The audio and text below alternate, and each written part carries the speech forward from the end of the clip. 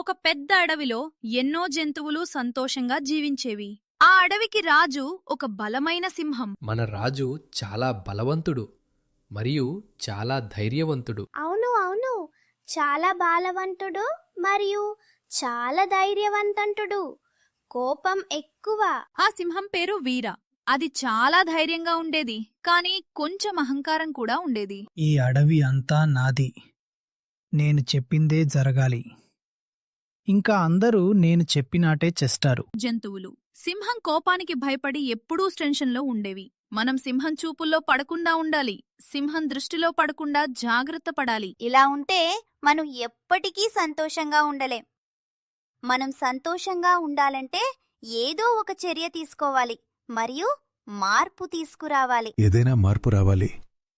మనం సంతోషంగా ఆకర్షణీయంగా ఉండాలంటే ఖచ్చితంగా ఏదో ఒకటి చేయాలి. ఒకరోజు తెలివైన కుందేలు ఒక ప్లాన్ ఆలోచించింది. కుందేలు ఎంతో వివేకంతో ఆలోచిస్తూనే ఇతరులకు ఎటువంటి కష్టం కలగకుండా జాగ్రత్త పడుతుంది. మన రాజుకు పాఠం నేర్పాలి, కానీ హాని లేకుండా.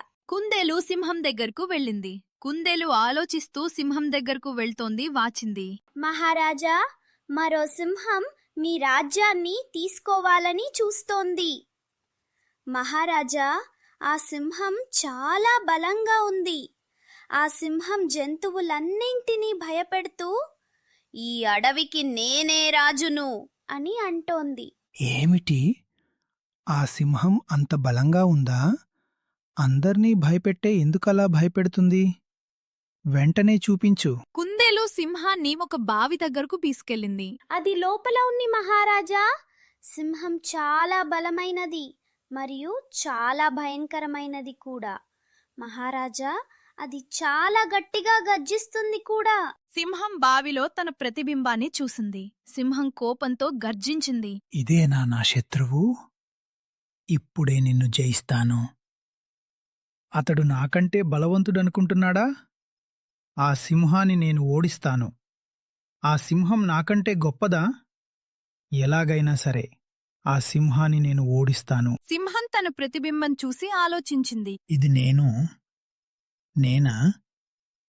నేను ఇలా కోపంగా ఉంటానా? నన్ను నేనిలా చూసుకుంటానని అనుకోలేదు. నా కోపం వల్ల ఎదుటివారికి ఎంత నొప్పు కలిగించానో అర్థమవుతోంది. నన్ను చూసి అందరూ జంకుతున్నారు. నా పద్ధతి మార్చుకోవాల్సిన సమయం వచ్చింది. సింహం తన తప్పు గ్రహించింది. నేను మారాలి, మంచి రాజుగా ఉండాలి. నేను ఎందుకు ఇంత కఠినంగా ఉంటున్నాను? ఈ జంతువులను నేను ఎంతగానో బాధపెడుతున్నాను. నేను మారాలి. నేను ఒక మంచి రాజుగా ఉండాలి.